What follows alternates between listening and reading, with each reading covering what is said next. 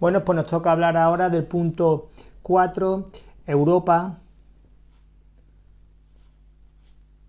bajo Napoleón. Bueno, pues no estamos hablando de Francia. Pues claro, pero es que resulta que Napoleón va a llegar al gobierno francés, pero va a expandirse por toda Europa. Vamos a tener que hablar de él. Y antes de hablar de lo que va a caer en el examen, lo importante, digamos, simplemente un esquema, vamos a hablar un poco de Napoleón y de su figura.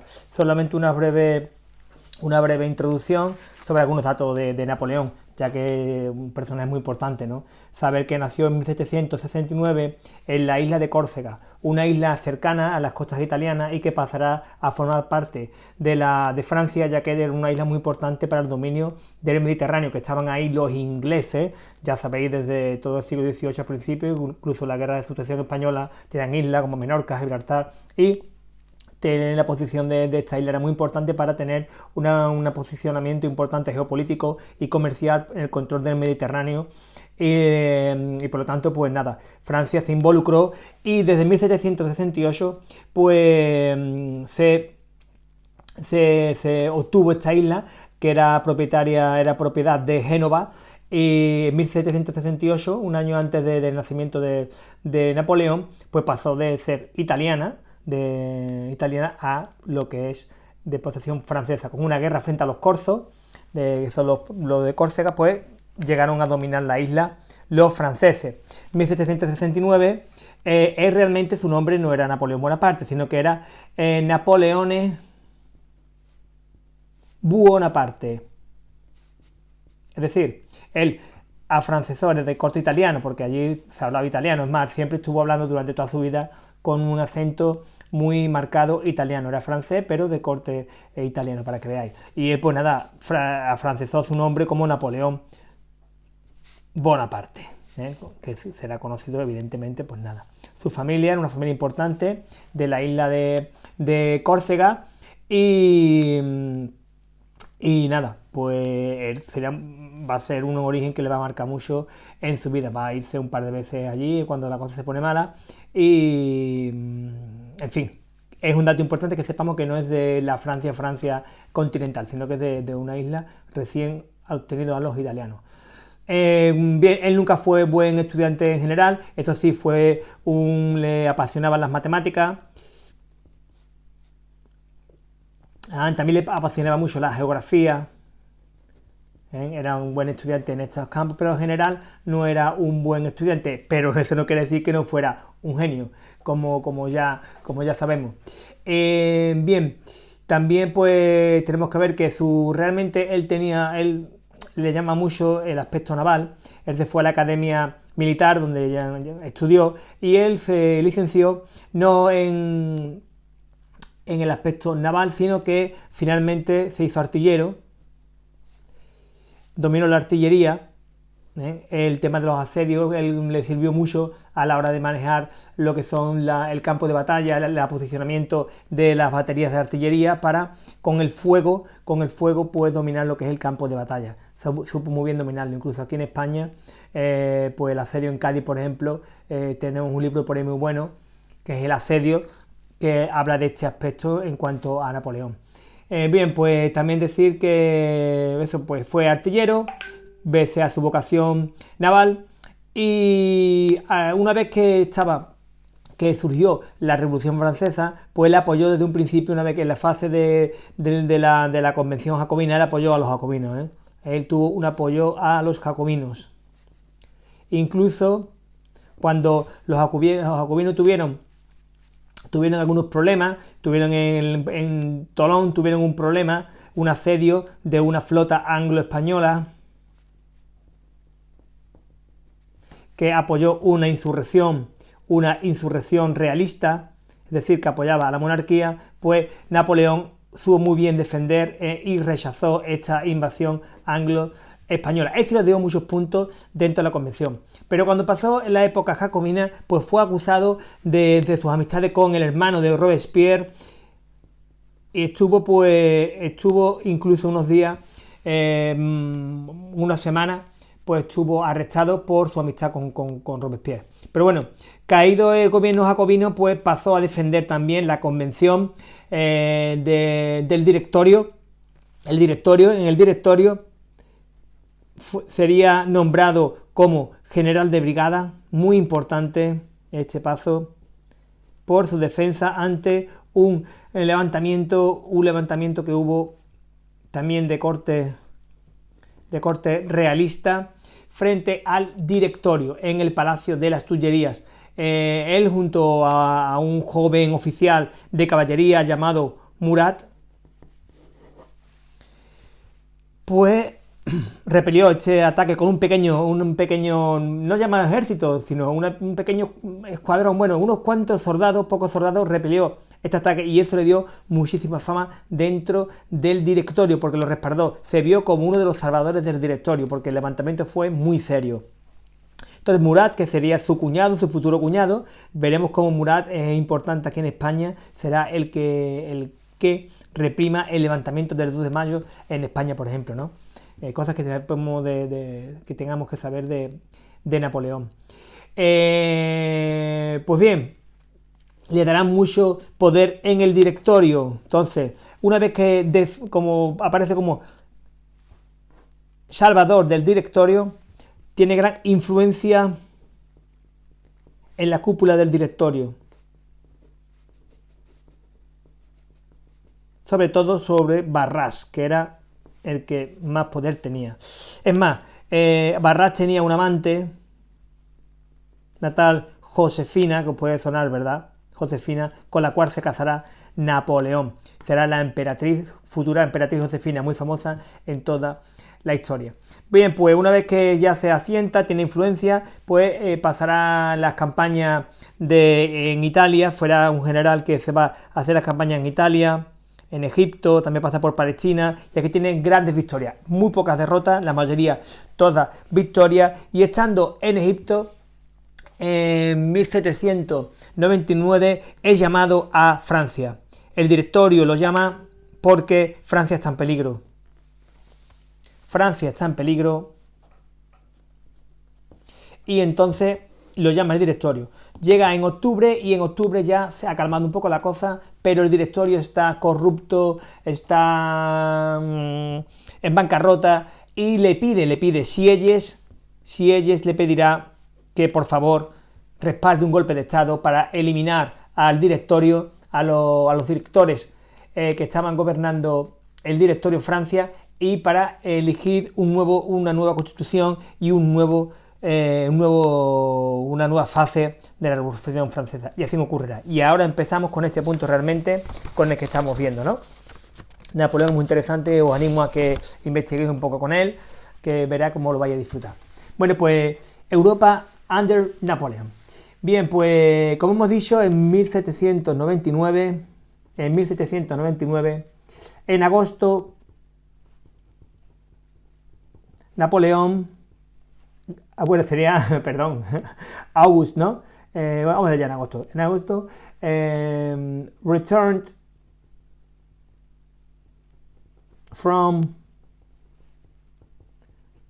retorno de Egipto, llamado por el directorio, como hemos dicho, ya porque tenían una inminente invasión. En octubre,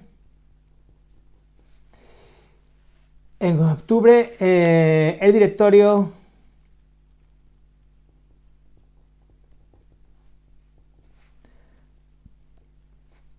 está en bancarrota. Y Sieyès, directorio, le pide que apoye un golpe de Estado. Por favor, un golpe de Estado.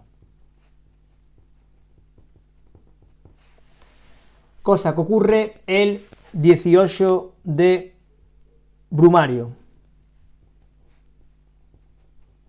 Es decir, el 9 de noviembre de 1799. ¿Y por qué decimos 18 de Brumario, no decimos 9 de noviembre? Porque desde que apareció la República Francesa, se estableció un nuevo calendario, y los meses pasaron a llamarse de diferente forma. noviembre era brumario. Y por el tema de los días, pues los días también cambiaron, ¿de acuerdo? Había un nuevo calendario con diferentes nombres y con diferente periodización de lo que son los meses del año. 18 de brumario, da un golpe de estado y se establece el consulado.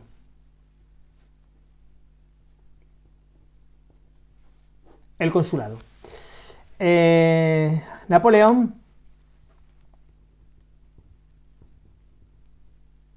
aprovecha esta situación y se convierte en primer cónsul. Había 3 cónsules que gobernaban la situación conjuntamente y él se proclama primer cónsul. Él tiene todo el poder en el consulado. Acaba de convertirse en el hombre más importante de Francia y el más poderoso, además respaldado por todos. Ya tenía fama y se convierte. Esto lo hace por la constitución del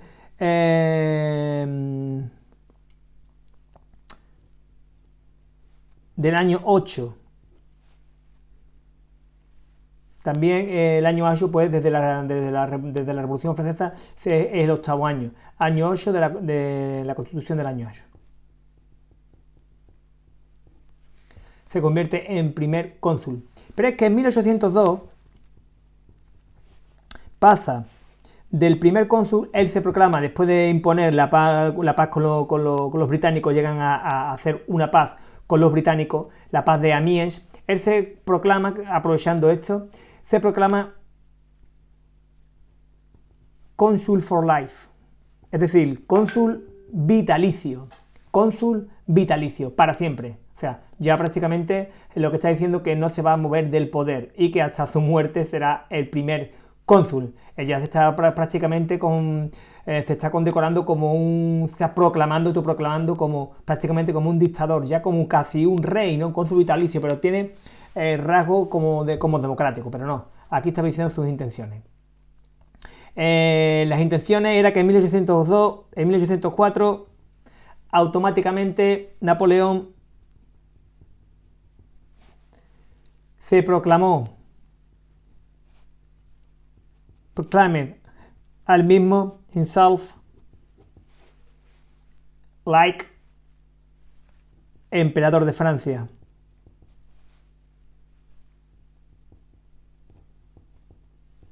Emperador de Francia. Además, para respaldar esto y que el pueblo lo vea con buenos ojos, hace el Código Napoleónico, llamado Código Civil de los franceses, que realmente será tomado, realmente será tomado como referencia para elaborar las constituciones de muchos países. Fue revolucionario en cuanto a su visión, en cuanto a sus concesiones a lo que es al pueblo, a la reforma. Es verdad que no era tan progresista como eran los jacobinos, pero sí supo leer muy bien la situación y era un código muy asumible por una sociedad que cambiase de monarquía absoluta a un modelo francés. Él se convirtió con este código civil y con sus conquistas en el elemento que expande la idea de la Revolución Francesa por Europa. Será muy importante. Desde 1805 hasta 1812, yo lo he titulado, le he dicho como Napoleón imparable. Unstoppable. Imparable. Napoleón está imparable. ¿Imparable en cuanto a qué? Pues conquistando países, conquering countries, y poniendo sus familiares, his relatives, que son familiares, relatives, como reyes. ¿Dónde? Pues por ejemplo en España colocará a su hermano José en España y en Nápoles. Primero en Nápoles, luego a España. Luego a su hermano Luis también en Westfalia. A su hijo lo proclamará como rey de Roma. Y su sobrino finalmente, Napoleón III, acabará siendo emperador de Francia, aunque se fuera posteriormente. Creó una estirpe de reyes. Bueno, también sometió a estados. Es decir, no directamente, pero sí lo hizo depender directamente o los hizo aliados, como por ejemplo el Imperio Austriaco. Vamos a ver, por ejemplo, que Alemania será conquistada y se hará un reino que depende directamente de Francia, que se llama la Confederación del Rin. En Suiza también tendremos, aparte, el Reino de Italia. Nápoles también será controlado. Creará en Polonia el Gran Ducado de Varsovia y territorios que son directamente también dependientes de Francia, como será España, que se convertirá en un reino independiente, pero aliado también de España. Llegará a Rusia, como veremos, y estas campañas, pues veremos cómo ganará en 1805 a los austríacos en Austerlitz, la batalla de Austerlitz. A los austríacos. En 1806 ganará a los prusianos, que son los alemanes, para que nos entendáis, en la batalla de Jena. Prusians, que son germanos, alemanes. Pero tuvo algunos... Bueno, con estas dos batallas ya prácticamente dominó Europa, para que veáis, muchas más batallas, pero estas son las más importantes porque son las más numerosas. Aunque fue derrotado, pequeñas derrotas por los británicos en Trafalgar, la batalla naval. Los británicos eran superiores. Una batalla Trafalgar, que fue una batalla donde españoles y franceses fueron derrotados por Nelson, el marino francés, el marino inglés que derrotó a la flota franco-española. Villeneuve era el almirante francés y fue derrotado. Bien, podéis ir a los Caños de Meca y ahí está el faro de Trafalgar, donde podéis ir una plaquita allí, lo leéis y os explica un poquito cómo fue esta batalla. Creo que fue a unas 12 millas náuticas de la costa y es muy interesante. Podéis investigar también sobre ello. En Trafalgar, 1805, perdón. También fue derrotado en 1805, en Trafalgar. Bueno, pues después de esto, Napoleón, pues, después de esta batalla, además se convierte en un enemigo de Inglaterra, establece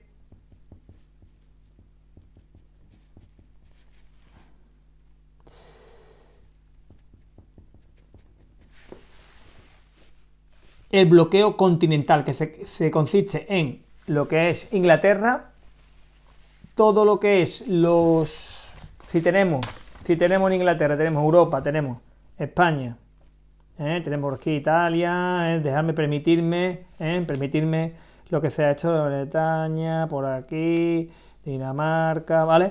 Y aquí está Inglaterra, ya sabéis. Perdonadme el dibujito, perdonadme. Pues lo que hace es cierra todos los puertos del norte de Europa hasta Portugal, los cierra. Y por aquí desde Gibraltar, aunque Gibraltar no puede tomarla, Gibraltar es casi infranqueable, hasta Italia, hace un bloqueo, todos estos puertos quedan cerrados al comercio con Inglaterra. ¿Qué pasa? Que Portugal era un país que estaba de parte de los ingleses. Entonces, si tiene todo esto bloqueado, Francia, ¿qué es lo que tiene que hacer? Invadir Portugal. ¿Cómo invade Portugal? Pasando por España. Y aprovechó, ya que pasa por España, se quedó a España y la conquistó también. Conquistaría Portugal y conquistaría España después del Tratado de Fontainebleau, donde nos engañaron, donde nos engañaron. Estaba aquí España, estaba Portugal, que estaba el bloque continental por aquí, y les dijo, dejadme pasar por aquí, luego yo voy y conquisto Portugal, solamente quiero esto, ¿vale? Entonces hacemos un tratado que fue el Tratado de Fontainebleau, firmaron un tratado, firmaron un tratado con la plumita, firmaron un tratadito y dijeron: Fontainebleau, a cambio de que me dejes pasar, yo el sur de Portugal te lo doy a ti. Que era Manuel Godoy, que era el que firmó el acuerdo, que era el que realmente mandaba. Ya hemos hablado de Manuel Godoy, recordáis, pues firmó este tratado, a cambio se quedaba con el sur de Portugal, se proclamaba príncipe de los Algarbes, y cuando Napoleón llegó aquí, vio que esto era tan fácil que realmente se decidió quedarse con España, darle el reinado a su hermano José, Pepe Botella, conocido más en el futuro, y sería el inicio de la Guerra de Independencia Española. Bueno, el Continental Blockade, que para quedarse con Portugal firmó Fontainebleau Treaty, el Tratado de Fontainebleau con España en 1807, por el que finalmente Napoleón invadió Portugal y también España were invaded. Esto es una cosa aparte que ya veremos en otro momento. Ya os lo he dicho por encima, tenéis que saberlo por aquí, ¿vale? Bien, la siguiente fase de Napoleón pues sería en 1812 a 1815, que sería las derrotas de Napoleón.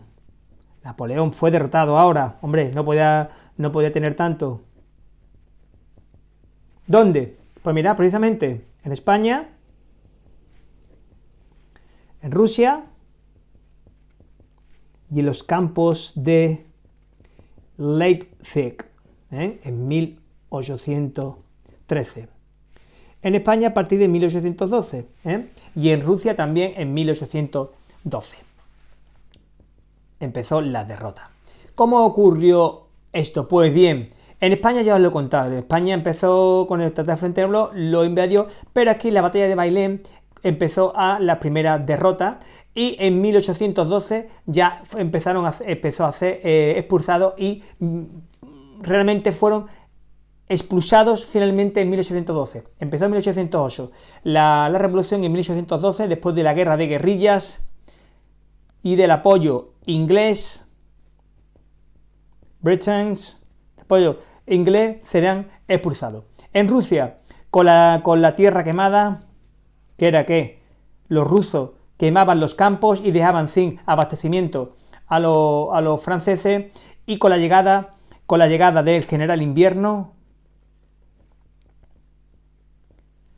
Napoleón quería haber tomado Rusia antes de que llegara el invierno, donde las temperaturas bajo cero pueden llegar 30 grados bajo cero, incluso más, y cuando llegó pues no pudo. Cuando llegó a Moscú también fue incendiada, por ellos mismos, y estuvo ardiendo durante semanas. Se tuvieron que regresar todas las tropas francesas, y llegaron a morir 570.000 soldados franceses.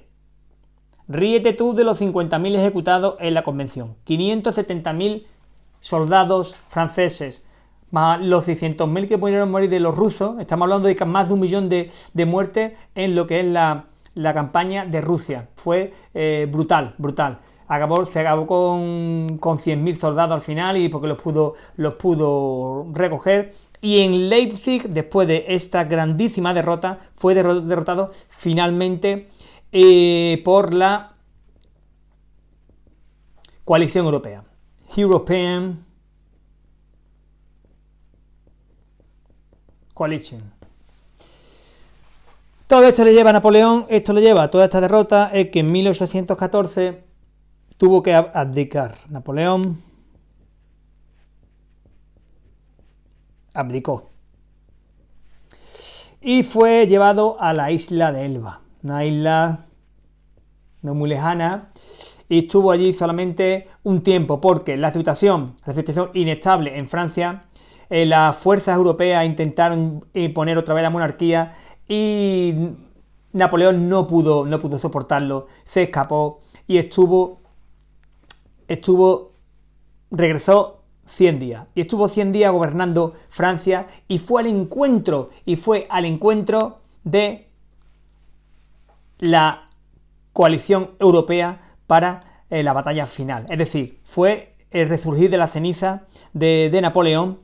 Intentaron pararlo, pero fue irrefrenable. Cuando Napoleón apareció en Francia por los campos con su caballo y con sus soldados, todo el mundo empezó a unirse y los soldados fueron incapaces. La monarquía le mandó un ejército para que lo frenara, pero cuando el ejército que había estado, eran antiguos soldados que pelearon con él en los campos de Europa, que pelearon en Leipzig, que pelearon en Jena, que pelearon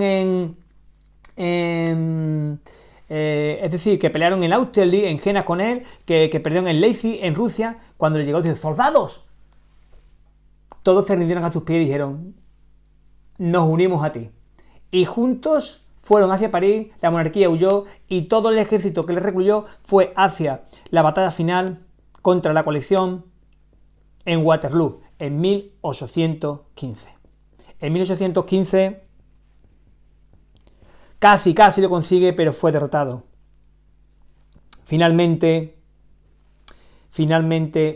derrotado ya la última vez, definitivamente, en Waterloo, y deportado ya por fin, creo que es deportado, hemos puesto por aquí, ¿no?, a la Santa Helena Island, ya por las costas de África, y allí pues quedaría hasta sus días, y ya solo nos queda de él el recuerdo y la leyenda. Algunos dicen que se escapó hacia América, que los restos que encontramos enterrados en la isla de Santa Elena no son los suyos, aunque esto es la leyenda, claro que sí. Parece que murió de un colapso, parece que murió de algo relacionado con el estómago, que sufrió durante toda su vida. Y finalmente fue su cadáver llevado a los Inválidos de París y convertido en héroe nacional de por vida. Aunque algunos contemporáneos, como Thomas Jefferson, lo puso prácticamente como un loco y como un dictador, como un tirano y como prácticamente un asesino, visto prácticamente como Adolf Hitler, ¿no?, en su época. Ya os digo, Thomas Jefferson, que hombre, la verdad es que Thomas Jefferson era un intelectual americano de mucho renombre y pues muy sabio, ¿no?, y muy culto. Pero la visión de Napoleón ha sido muy controvertida durante toda la historia. Os digo, como un héroe o como un tirano. 570.000 muertos en sus filas en la campaña de Rusia. También es para pensarlo, ¿eh? Bueno, con esto pasaríamos de Napoleón a lo que es el antiguo régimen. La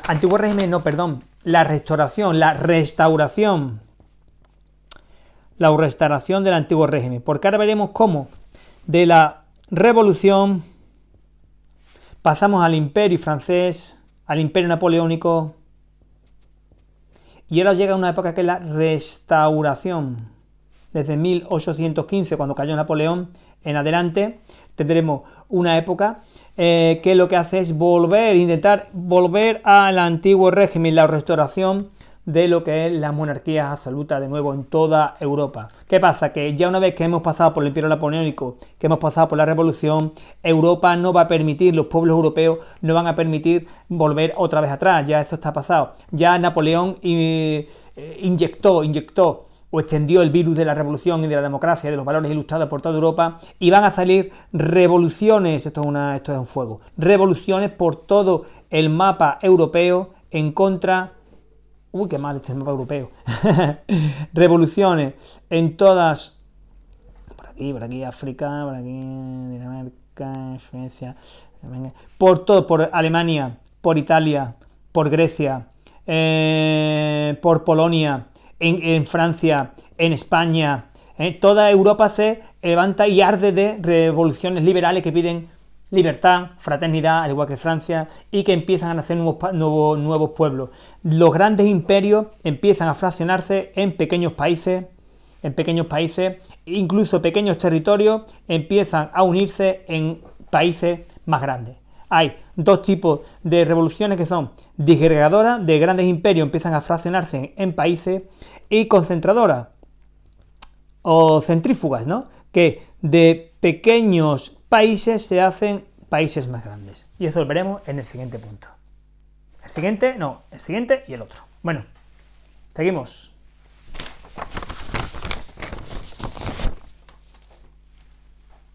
Repasito. En 1799 llega de Egipto, de las campañas de Egipto de Napoleón, y da un golpe de estado el 18 de Brumario del 1799, es decir, 18 de Brumario, que es el 9 de noviembre del 99, y se forma el consulado. Derrocan al directorio y se pone Napoleón como primer cónsul. De primer cónsul pasará a cónsul vitalicio en 1802, que ya se convierte en cónsul de por vida, aprovechando la paz de Amiens, y ya solamente pasa en 1804 a a proclamarse a sí mismo como emperador de Francia, es decir, respaldándose con un código civil de reformas muy avanzadas. Entonces comienza como emperador a conquistar Europa. De 1805 a 1812 está imparable, conquista países, somete a otros, se alía con otros y coloca a sus familiares en los reinos de toda Europa. En campañas como la de Austerlitz, la de Jena, aunque tiene algunos reveses como la de Trafalgar en 1805. Establece el bloqueo continental contra los británicos y con el Tratado de Fontainebleau ocupa Portugal y España, que será el inicio de las derrotas de Napoleón. Estas derrotas que empiezan en 1812 y que terminan en 1815. En 1812 en España, Rusia, en Leipzig contra la coalición europea. Napoleón por esta derrota tiene que abdicar y es llevado a la isla de Elba, de la que se escapa, y establece un gobierno de 100 días en Francia. Después de los 100 días, pues claro, llegará a Waterloo. En Waterloo perderá definitivamente, será derrotado y deportado a la isla de Santa Elena, donde morirá y solo quedará para el recuerdo y la historia. Seguimos ahora sí.